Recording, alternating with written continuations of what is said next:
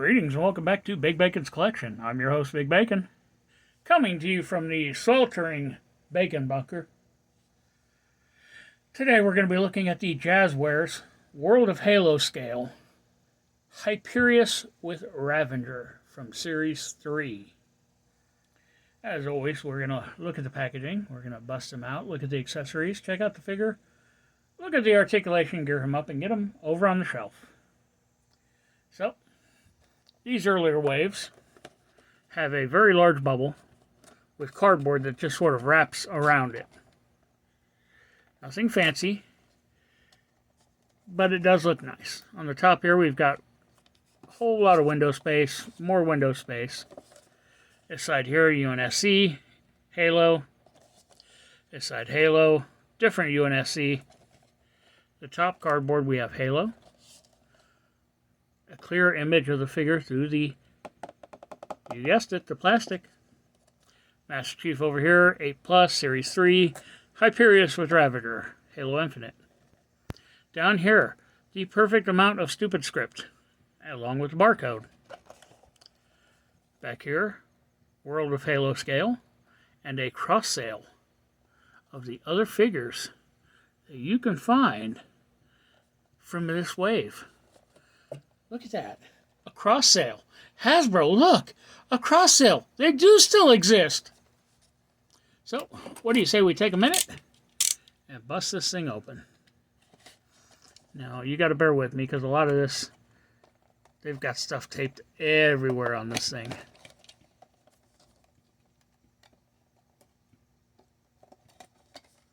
If I remember correctly, somewhere up here, there is tape attaching.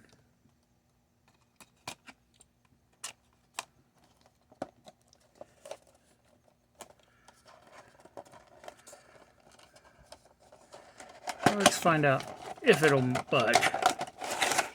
Oh, and it came out. And as with our Star Wars, there is a double layer to the plastic. And here he is in the plastic prison. So, let's bust out the Ravager real quick and take a look at it. Now, Halo weapons are badass, at least appearance-wise. This one, slightly bent. Has a peg sticking off the back there. A little bit of paint detailing here. You see sculpted wraps around the handle and this grip part. I mean, it's a badass looking weapon. We've got, yeah, wrong tool for the job. Where, oh where?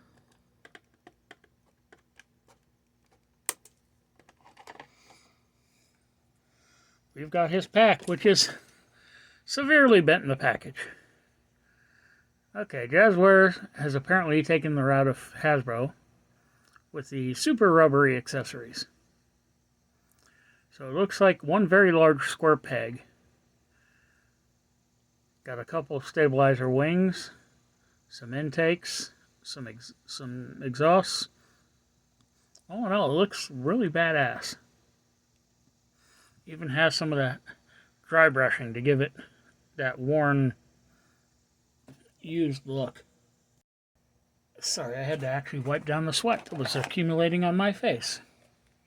As I said, it is sweltering here in the bunker because I cannot run AC in my house right now. So just a little snip there. Looks like we got more back here.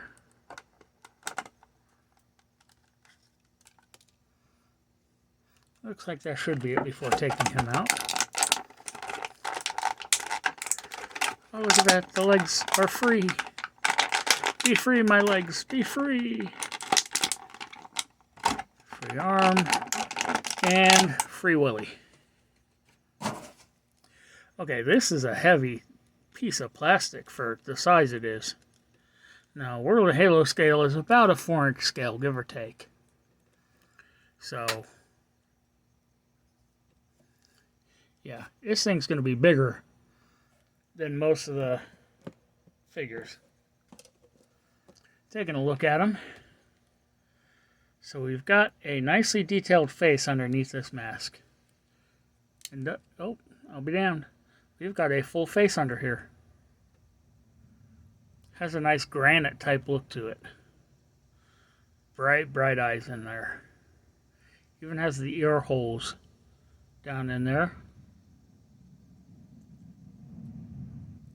Along with some sort of etching on the head.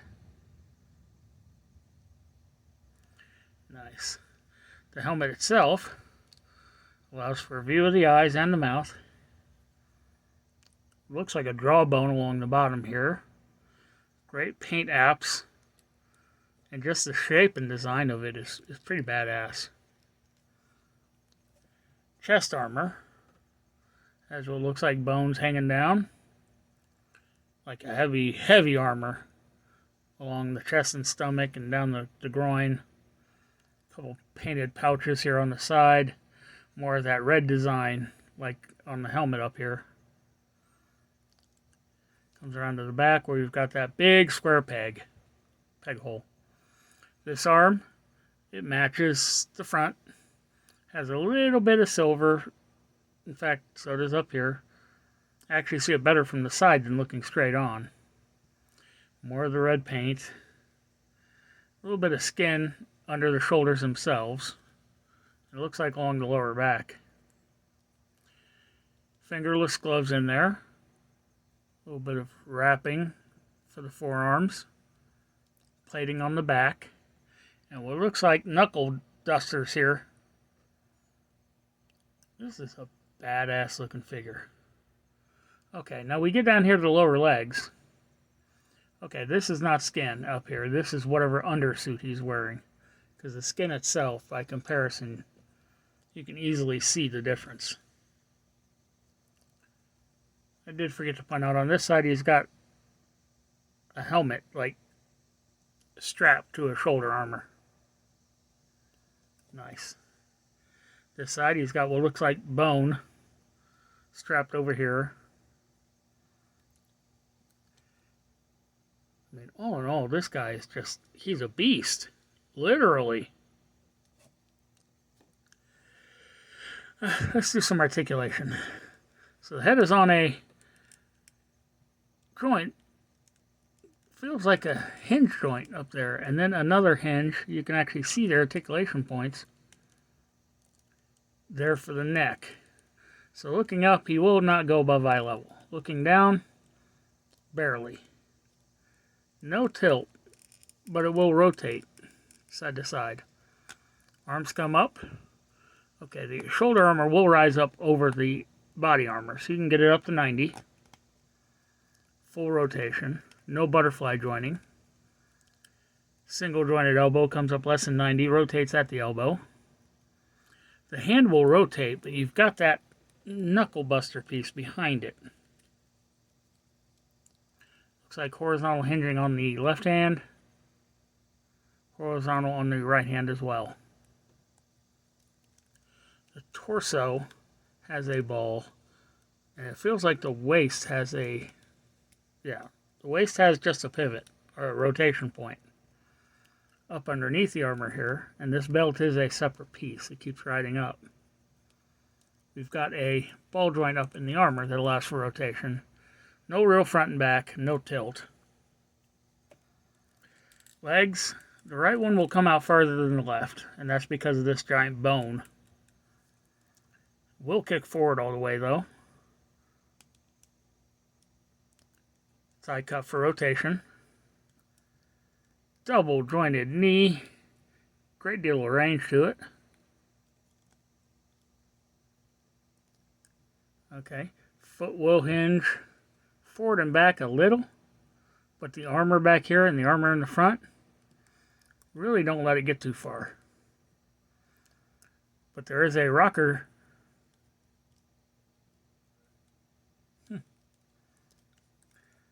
Very badass figure.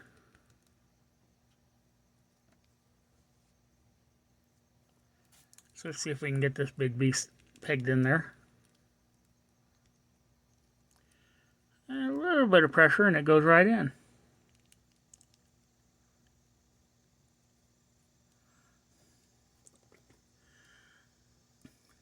Okay, now the hands are really stiff. Like, really stiff. So I do not think we're going to get this thing in here. And this thing does not have a peg hole in the back, like most of them do. So I don't know what to do with this thing.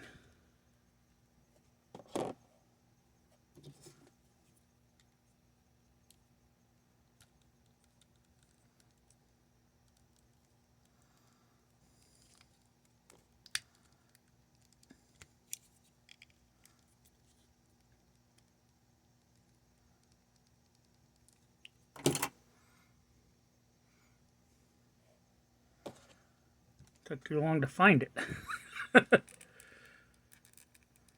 Okay, so the handle is rubbery enough that you can just straight up force it into the hand there. But it does not sit pretty.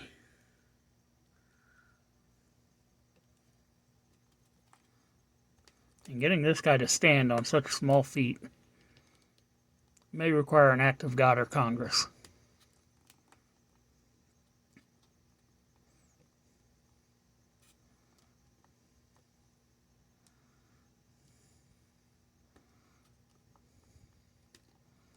You know, like some of the others, this one did not come with a stand either.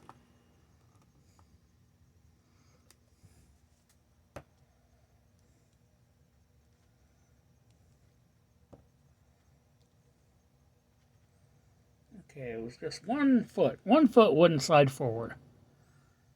And there we have him. What do you say we take a moment and get him up on the shelf?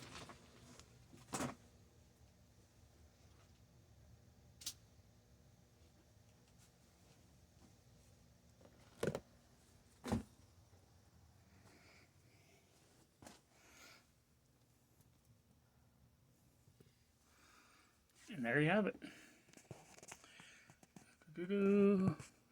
Once again, thanks for tuning in. Be sure to subscribe, like, share, comment, hit that notification bell, and I'll see y'all next time.